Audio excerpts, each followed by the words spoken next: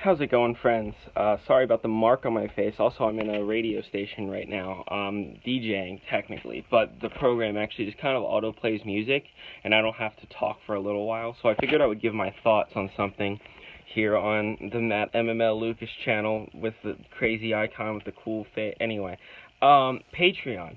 Now, it's a site that a lot of people use basically for their livelihood. It's a site that a lot of people who make content, specifically video content, but also a lot of other stuff. I mean, one of the biggest communities on Patreon is the comic community. We also an art community, and there was a huge. One of my friends is super into semi-erotic kind of art, and there was a huge issue because there was a concern that Patreon was moving away from that sort of creative whatever.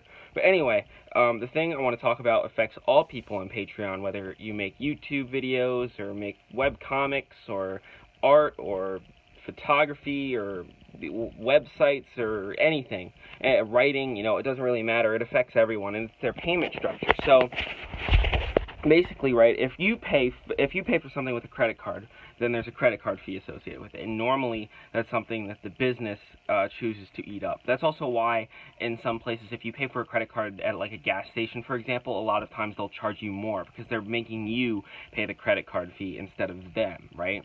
So basically, Patreon talks about this in this giant blog post, and it used to be shorter, but now it's longer because they want to go more in depth. And basically, Patreon it says in their thing that they want their creators to have 95% of their 95% of all funds that come in, right? The thing is that because of these credit card fees, they're kind of lying, but not they're not being dishonest, but creators don't get 95% because the creators are assuming those credit card fees. So Patreon only takes a 5% cut. But those remaining fees don't come out of Patreon's cut, they come out of the creator's cut.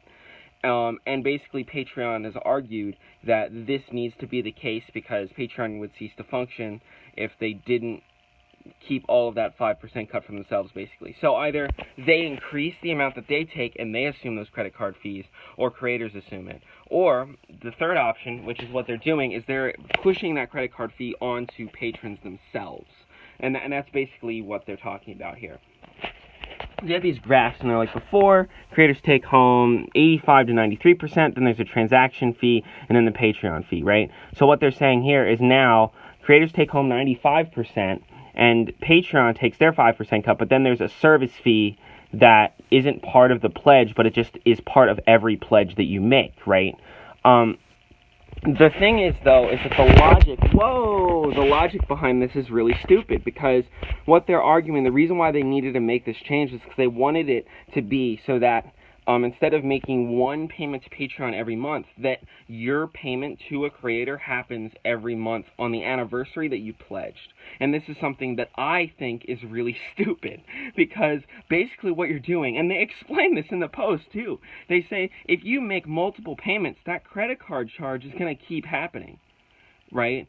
And it's always gonna keep happening because every time there's a transaction fee associated with it. Where instead, if it's one thing that goes to Patreon and then Patreon distributes it, then that's only one credit card charge. So Patreon is essentially saying, we want to give credit card companies more money. I mean, that's not really what they're saying, but that's essentially what they're doing, is they're saying, because we don't like how confusing it is that people pay at the start of the month, which isn't confusing at all, by the way, we want it to be that you have to pay credit card companies more money. And instead of taking it out of the creator's cut, they're taking that out of the pledger's cut.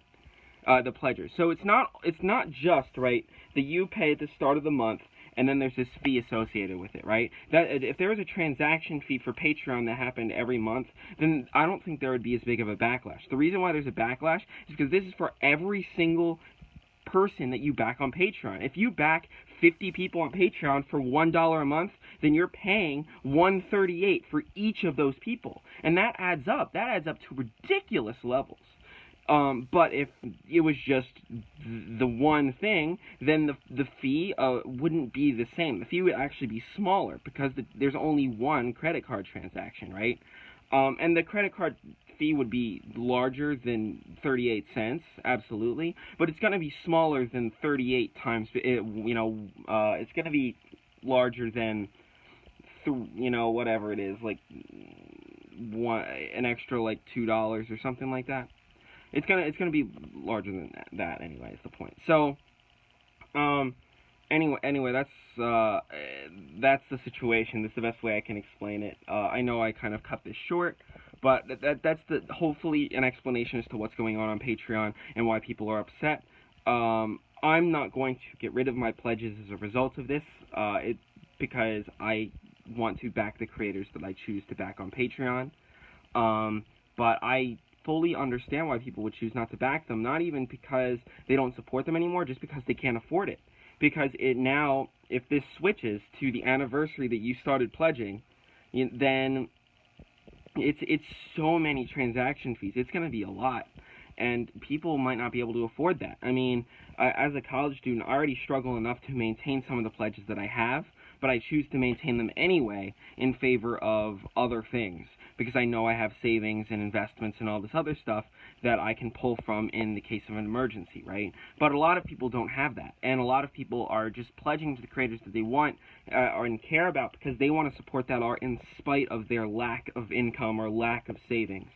And with this, by pushing these fees onto patrons, and then on top of that changing the system so that way they actually pay more than they normally would anyway, that just to make it quote unquote less confusing, that's where it's stupid.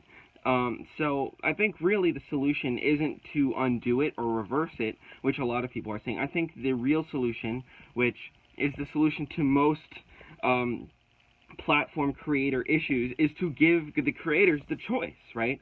And I think that makes perfect sense. I think it should be that the creators should set up their Patreon in the way that they want to. If they want to make it on the anniversary of everything, then they can assume the transaction fees associated with that. But if they want to do it at the start of every month, then that's fine too. If they want to push the transaction fee onto their pledgers, then that's fine too. It's all about transparency. It's all about being, understanding how all of this works, but not only understanding, but also just disclosing everything. Like many things, disclosure solves a lot of problems, and I think disclosure would solve this one as well. So that's all I got. I promise there will be more stuff on this channel at some point. I mean, the South Park finale came out. I want to talk about that, but there's other things too. So later.